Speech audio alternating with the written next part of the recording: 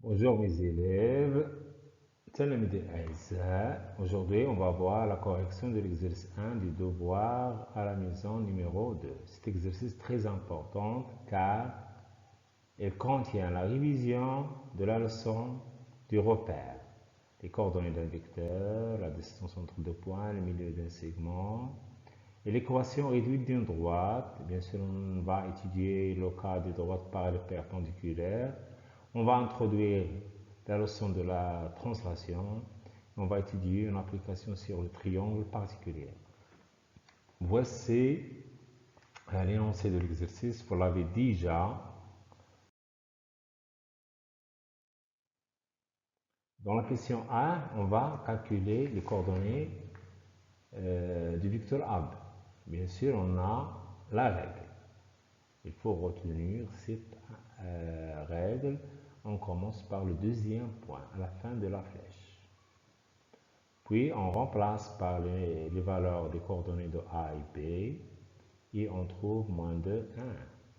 Pour la distance entre les deux points A et B, on applique la formule. Il est aussi très importante.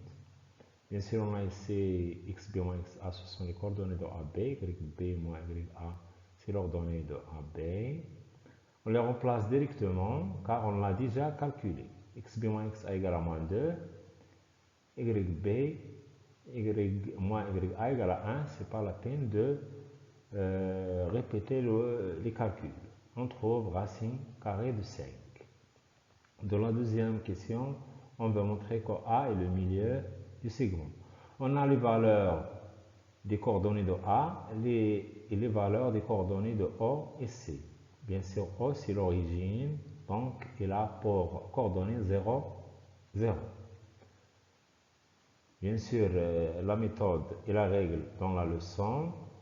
Les coordonnées du milieu sont la somme des abscisses divisées par 2, la somme des ordonnées divisées par 2. Ici, on calcule. Bien sûr, on a le segment OC. On trouve 2. Et 2, c'est XA.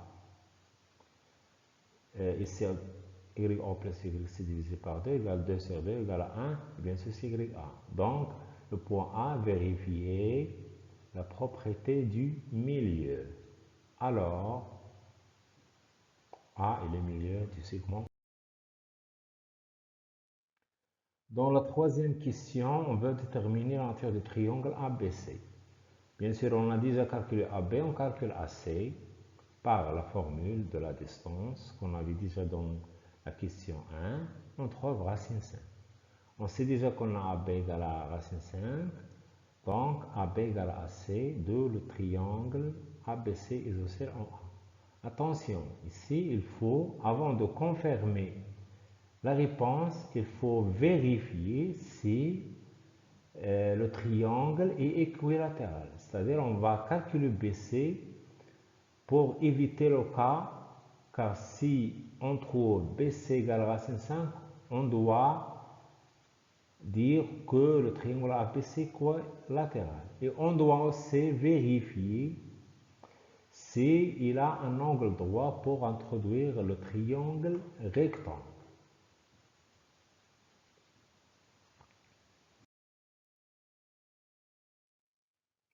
Dans la quatrième question, on va montrer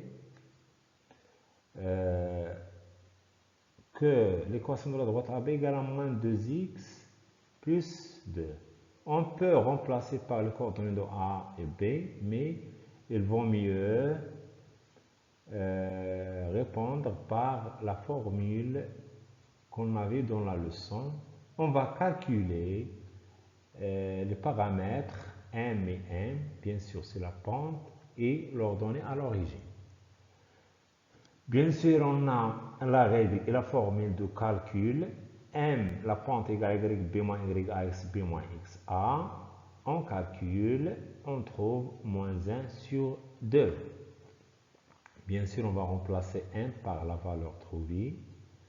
Et pour calculer P, on doit remplacer X et Y par les coordonnées d'un point qui appartient à la droite. Ici, on a A et B.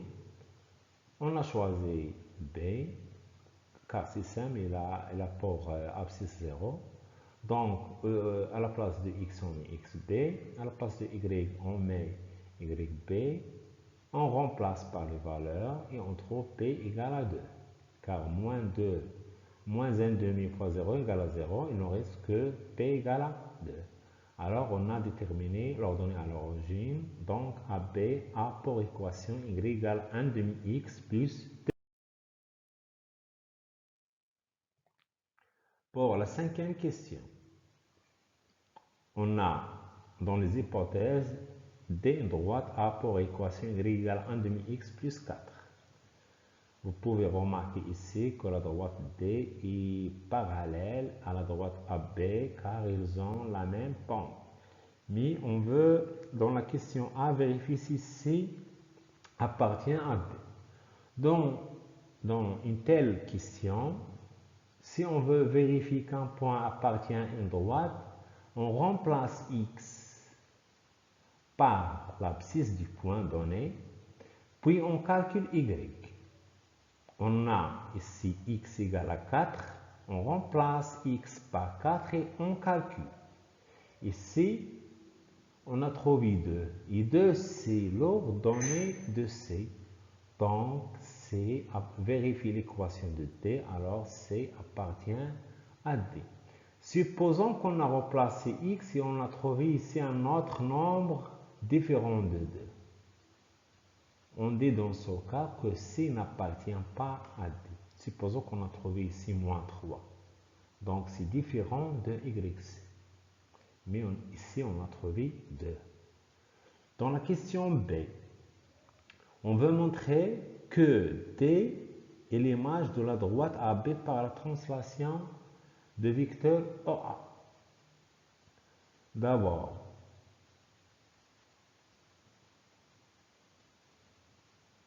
avant de commencer, on a deux méthodes pour montrer qu'une droite est l'image d'une droite par une translation.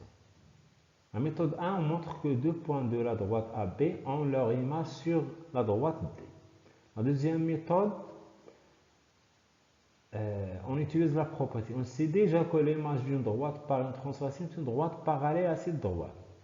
Alors, si on a deux droites parallèles, il suffit de montrer qu'un point de cette droite, bien sûr ici on a AB, il suffit de montrer qu'un point de AB a son image qui appartient à D.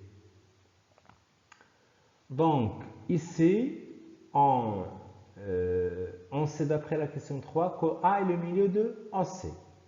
Donc, AC égale à OA. Car on a dans la leçon, si M est le milieu d'un segment AB, alors le vecteur AM égale à le vecteur MB égale à 1 demi AB.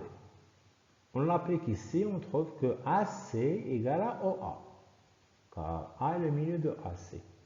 Donc, on introduit la définition, c'est très important, la définition de la translation. Si le point M' vérifié M' égale à AB, alors M', le deuxième, est l'image du premier point M par la translation AB.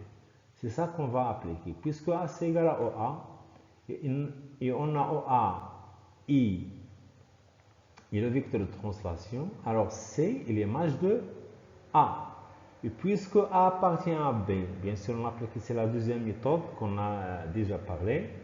Puisque A appartient à B, C appartient à D. De plus, on a AB parallèle à D, car ils ont la même pente, moins 1,2. Alors, par la deuxième méthode, on déduit que D est l'image de AB par la translation de vecteur EOA. Bien sûr, on peut montrer qu'AC, si on n'a pas, par exemple, A est le milieu de OC, on peut vérifier qu'AC égale à OA par les coordonnées. On calcule les coordonnées de OA, on trouve 2, 1.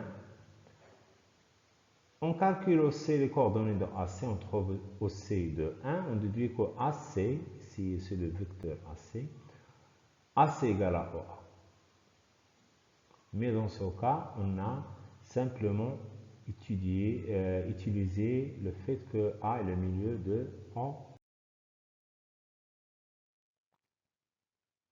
Dans la 6e question, on veut déterminer delta, la médiatrice, l'équation de delta, la médiatrice de AB.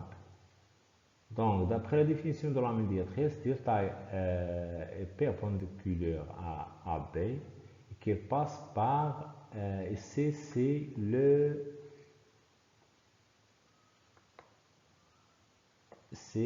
milieu, c'est pas la médiatrice. Delta perpendiculaire à AB et passe par le milieu de AB.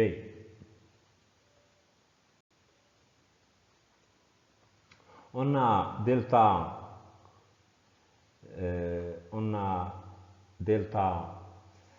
l'équation de delta s'écrit sous la forme R égale à mx plus b. On sait déjà l'équation de AB. Alors, d'après la propriété des droites perpendiculaires, alors le produit de leur pente égale à moins 1. Puis on calcule m, on divise moins 1 par moins 1 demi, on trouve moins 1 fois moins 2 sur 1 égale à 2. Bien sûr, c'est la propriété des droites perpendiculaires, leur pente, le produit de leur pente égale à moins 1. Donc on remplace m par 2 qu'on a trouvé. Soit m le milieu de AB, on calcule les coordonnées du milieu par la propriété et la règle du milieu. On trouve 1, 1,5. Puis on remplace x et y par les coordonnées du milieu.